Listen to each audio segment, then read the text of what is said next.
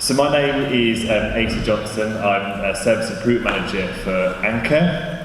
I've been in my current role since March of this year, so that's 5-6 months. I worked for Anchor previously for 6 years, and in between that I worked for Sunrise and Graceful Care Homes, leading on their Live with Purpose strategy, which is all about their activity provision within their care homes. And I work very closely, actually, with line managed by Jackie Paul, who I'm sure many of you know is a leading dementia specialist and the creator of the POW instrument, so I learned lots from her. My topic today is about the vital role and support of care workers. And I was thinking earlier when Marion was speaking about the demographics of carers. And when I first entered the sector back in 2010, I was a lot younger, obviously, and male.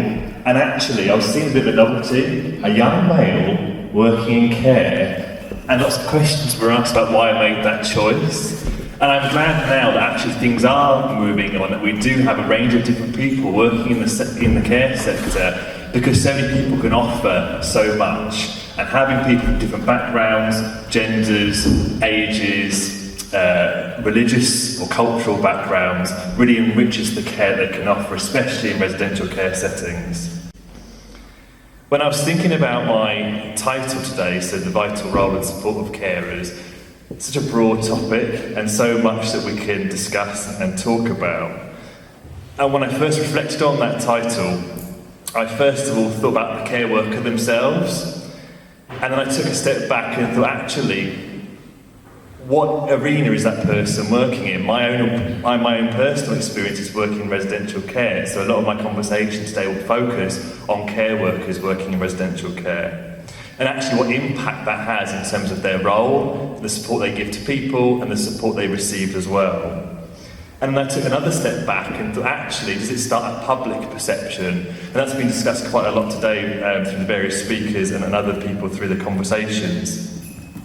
And actually, is the perception of care and care work actually one, as Marion and Jenny referred to earlier, as being one that's done to people rather than with people? And does that create a challenge? Because if we have that perception across the wider society, what impact does that have on the culture of care within care homes and also the mindset of care workers? We also have to think about and consider ageism in society and ageist views. And actually, when we think about older people that receive support and care, actually is there a perception that these people won't or don't have or shouldn't have aspirations and need to learn new things and a desire to continue relationships and build new ones? And again, does that perception really have an impact in terms of people's mindset? And what we've all been discussing today, because in this room I think we've got a shared collective, a shared vision of developing and enhancing care and what that looks like for people. And if we've got those perceptions in society, what impact does that have? At the centre of care is people, so we've talked a lot about people receiving care, but also people who give that care. Having a knowing understanding of people, of personhood, a sense of being, seeing the individual, but also understanding their connections with people, with community, with their friends and family. Care workers need a lot of resilience. Being a care worker can be a really tough job at times. And when we think about residential care, actually, your approach is key. Being able to change that approach to each individual person that you've seen that day, having understanding of them, their needs, their personality, what makes them tick, what makes a good day for that individual, and an understanding that we don't always have a good day, and as you referred to earlier, Jenny, sometimes as human beings we do just need to be, and we don't always need to be doing things, seen as doing activities or being active. Being a care worker is skilled work, and that's not recognised across wider society, and that has an impact, therefore, on the support that carers receive. There needs to be more recognition for the fantastic work and hard work that care workers do. So to achieve that, we need to challenge the norm, but also in terms of the sector, and again I'm speaking specifically about residential care, we need to focus on the basics of what care really means and have that shared collective understanding. And actually we might need to be a bit more radical and disrupt what those basics actually look like.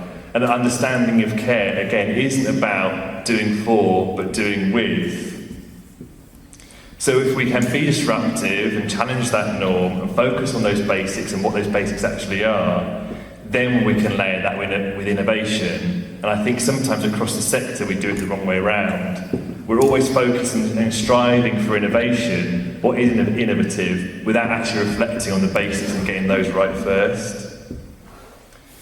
When I worked at Sunrise, like I mentioned earlier, my main focus was on our Live with Purpose strategy. And I think that in itself is great in title, Live with Purpose, supporting people that are living in Sunrise and Gracewell care homes to live with purpose. And I know that other care companies, especially large care companies, will have very similar visions. And behind those visions and strategies will be training and resources for their care workers.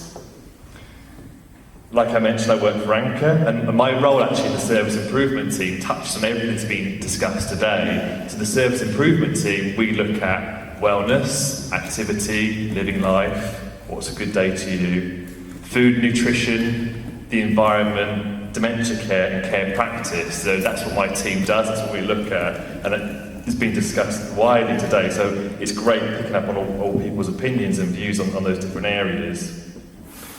One thing that Anchor have done that is fairly radical and innovative across the sector is 5 years ago they made the strategic decision to remove the role of the activity coordinator and actually focus on a whole team approach. One of my bugbears is the word activity. I started off as a carer, then became an activity coordinator. I then led on activity in a region. Then I led on activity for an organisation, and one of the problems I always faced was that word activity and what it means to people, and the barrier it creates when we talk about that in residential care, because people will have care and they'll have activity, but only if we've got time for activity. And actually people's understanding of care is that of personal care, support at meal times, and not actually looking at that person, that individual, what's important to them. So actually, I would like to focus really on living life, and I think that's what we're trying to support and achieve through the Anchor Active initiative. Supporting our carers and housekeepers and catering staff and administrative staff to understand what it means to support those individuals, to create a sense of community within the homes they work in. It's interesting actually because we've talked a lot about carers, and to be honest with you, everyone, throughout this day it's been so inspirational and interesting. I've had to tear up my original speech and rewrite it in the break. And one thing I was reflecting on actually is that conversation around carers, but I was also thinking about that Anchor Active piece and the whole team approach and really understanding the person. And one where we get lots of rich stories is through our housekeepers, because our housekeepers often are spending time in people's rooms, having really rich, meaningful conversations that get missed. And actually it's interesting what you said earlier, Patricia, because it's not just our housekeepers, but everybody, not just with Anchor, across the sector, that sometimes people think they need permission to spend time with people, and that's really sad. That actually what's deemed as doing good work is getting the work done quickly and not actually spending time, quality time with people. We shouldn't need that permission, we should just be able to naturally do it. One of the other elements that I think is really successful about Anchor Active is that it taps into the care worker, their personality, their skills, their life experiences, and we try to empower those staff members to bring them with them every day to build those relationships. When we talk about relational care, actually tapping into that and being person-centred with staff is just as important as being person-centred with people living in those care homes.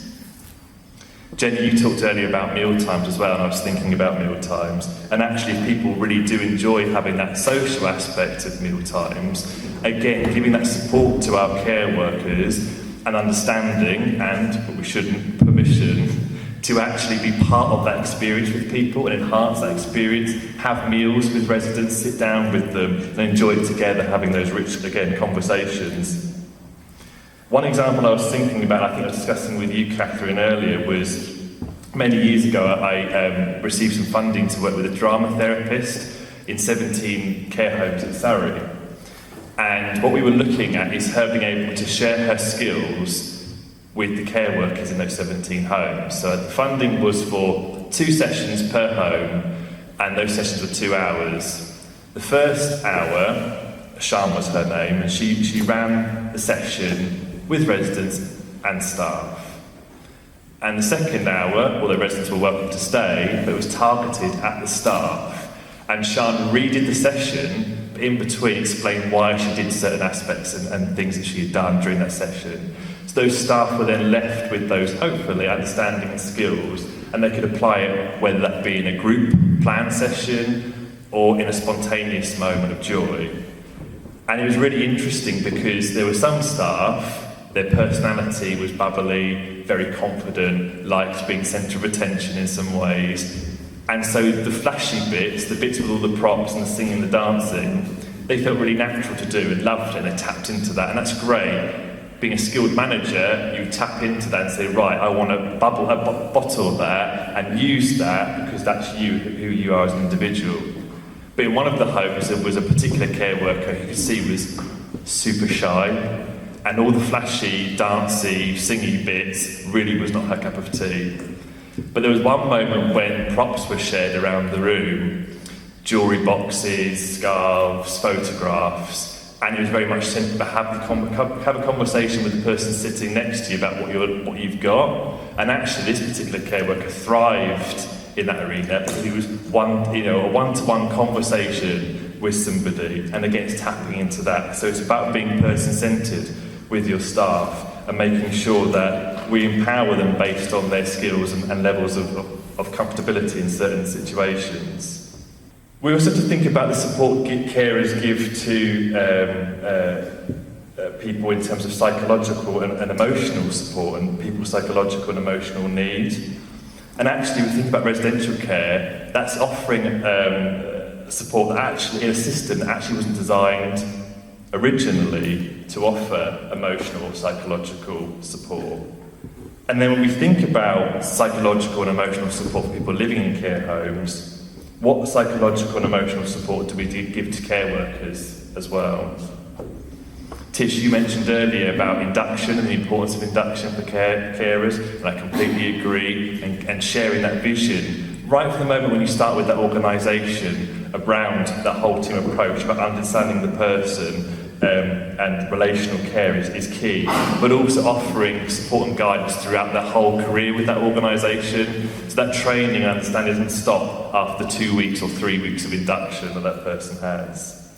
Care workers building relationships with the people that they're supporting, matching people, so looking again at people's personalities and where are similarities in terms of that care home between care workers and the people living there, and rather than saying, right, Asa, you are the first carer I've seen today, so you're going to support this group of people, actually you've thought, well, Asa, I know that your background, your personality, your relationship with these 5 people, and they might live in different parts of the home, there's a real connection there, so that's who you're going to be supporting today. That makes complete sense to me, but can be difficult sometimes to resource.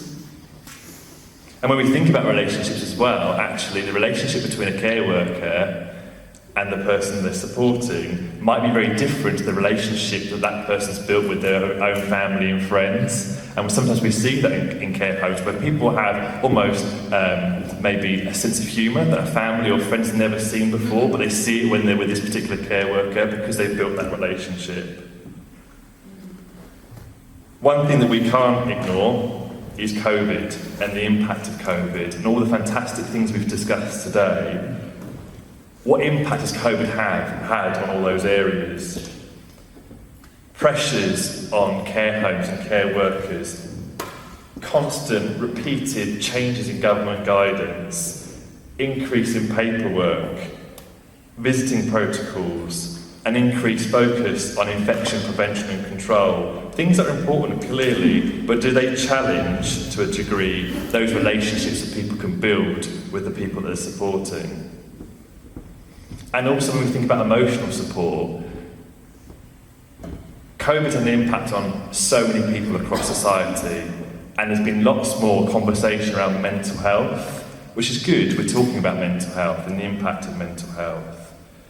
And when we think about people living in care homes, actually how much support do we give them around in terms of their mental health? And when we think about COVID, emotional support, and actually having validating conversations with the people that they receive that support and care from. So I'm not suggesting that we train carers to be therapists, but actually giving them guidance and understanding around validating conversations and validating people's emotions and saying to somebody it's okay to be sad or upset or angry or frustrated, being that listening ear, because actually sometimes that's all we need. We're not looking for answers, we're just looking for somebody who agrees with us and understands how we feel. But also, how much validation do we give to care workers and think about their emotional support needs? So really, in summary, in terms of support for carers, it's absolutely fundamental that we're person-centred with care workers and we understand them and who they are as a person and individual and what they can offer. We need to empower people to look at relational care models, person-centred care, and for them to understand that actually they can be who they are and they can look for change and they can work on projects or developments in terms of improving the experience of the people living in that care home, focusing on people's personality and skills, recognition for care workers from an organisational level but also from society as well, and understanding of the great work that care workers do.